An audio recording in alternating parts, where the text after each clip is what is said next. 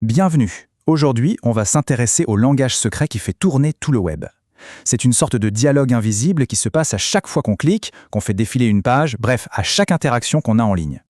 On se pose tous la question, non? Ça a l'air tellement simple. On clique sur un lien et hop, le site apparaît.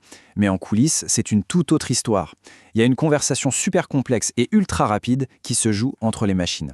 Allez, on va plonger ensemble au cœur de ce dialogue. Pour que des ordinateurs, des serveurs, des téléphones puissent se parler, il leur faut un langage commun. Et dans le jargon informatique, on appelle ça un protocole. C'est vraiment la pierre angulaire de tout ce qui se passe sur Internet. Imaginez ça comme une sorte de grammaire partagée. Ces protocoles, ils sont là pour fixer les règles du jeu. Ils disent très précisément comment un navigateur web et un serveur doivent échanger leurs informations. Sans ces règles, leur conversation serait juste un brouhaha numérique incompréhensible. D'accord, mais concrètement, qu'est-ce qu'elles définissent, ces fameuses règles? Qu'est-ce qu'il y a à l'intérieur d'un protocole? Bon, ça, c'est la définition un peu formelle.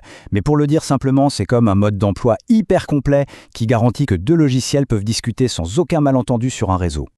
En gros, il y a 3 piliers. D'abord, la syntaxe, c'est la grammaire, la structure du message. Ensuite, les types de messages, c'est savoir si on est en train de poser une question ou de donner une réponse.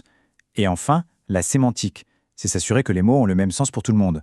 Par exemple, que le mot température veut bien dire des degrés Celsius pour les deux machines qui communiquent. Et là, on touche à un vrai défi. Un ordinateur peut stocker un cible chiffre d'une façon complètement différente d'un autre.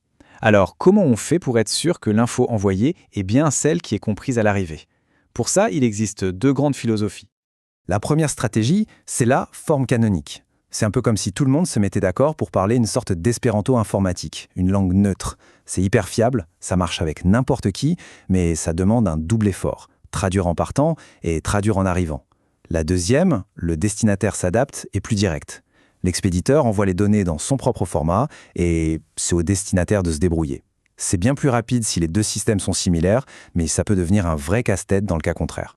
Une autre question de syntaxe, c'est comment on décrit les données elles-mêmes. L'approche non balisée, c'est comme un vieux formulaire administratif. Le premier champ, c'est le nom, le deuxième, c'est le prénom, point. C'est efficace, mais zéro flexibilité. A l'inverse, l'approche balisée est beaucoup plus souple. Chaque bout d'information arrive avec sa propre étiquette qui dit « Salut, je suis un nom » ou « Moi, je suis un âge ». Ça prend un peu plus de place, mais c'est bien plus adaptable. Bon, assez de théorie. Passons à un exemple que tout le monde utilise tous les jours, souvent sans même le savoir, le fameux protocole HTTP, le véritable langage du web. HTTP, c'est donc le protocole qui fait fonctionner le web. Le principe est d'une simplicité redoutable. Un client, par exemple un navigateur, envoie une requête à un serveur. Le serveur, lui, reçoit cette demande, la traite et renvoie une réponse. C'est aussi simple que ça. Dans ce langage, il y a plusieurs verbes pour dire ce qu'on veut faire. Les plus connus, c'est get, qui veut dire « donne-moi cette ressource », comme une page ou une image. Il y a post pour envoyer des informations, comme quand on remplit un formulaire. Et il y a put, qu'on utilise souvent pour mettre à jour des données qui existent déjà sur le serveur. Très bien, mais à l'intérieur de ces messages HTTP, il y a quoi? Les données brutes, il faut bien les organiser. Et aujourd'hui, l'un des formats les plus populaires pour ça, c'est le JSON. Si JSON est aussi populaire, c'est parce qu'il est à la fois facile à lire pour un humain et super simple à analyser pour une machine. Les règles sont claires et nettes. Les accolades, crochets, par les objets. Les crochets, c'est pour les listes. Et tout est structuré en paires clés-valeurs. Prenons un petit exemple. Disons qu'on veut créer un classement de quarterback. Notre objet principal, celui qui est délimité par les accolades, va contenir 2 choses. Une clé TopQBiz pour la liste des joueurs et une clé source pour savoir d'où vient ce classement. Maintenant, regardons ce qu'il y a derrière TopQB. On voit des crochets, ce qui veut dire qu'on a affaire à un tableau, en fait une liste ordonnée. Et dans cette liste, on a 3 éléments bien distincts où chaque élément représente un joueur. Et si on zoome encore un peu sur un de ces joueurs, on voit qu'il est lui-même un objet, avec ses propres paires, clés, valeurs, son rang, son nom, son équipe. C'est cette capacité à emboîter des objets et des listes les uns dans les autres qui rend le JSON si puissant et flexible.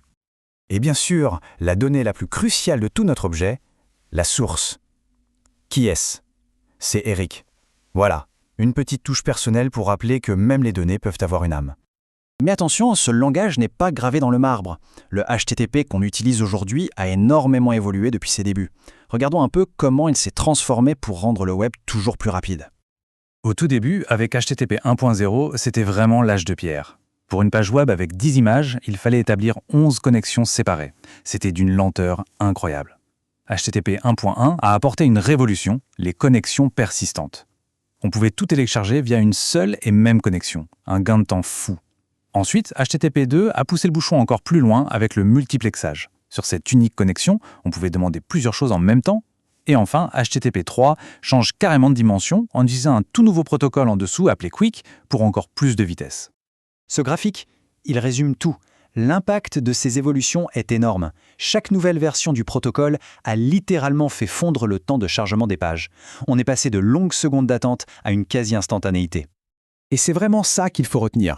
Toute cette complexité technique, toutes ces améliorations de ce langage secret, au final, ça n'a qu'un seul but. Rendre notre expérience sur le web plus fluide, plus rapide, plus agréable, sans qu'on ait besoin de s'en rendre compte. Ça nous amène forcément à une question pour le futur. Le web ne cesse de se transformer. Réalité virtuelle, objets connectés, intelligence artificielle. Alors quel sera le prochain chapitre de ce langage secret pour s'adapter à tous ces nouveaux défis ? La conversation est loin d'être terminée.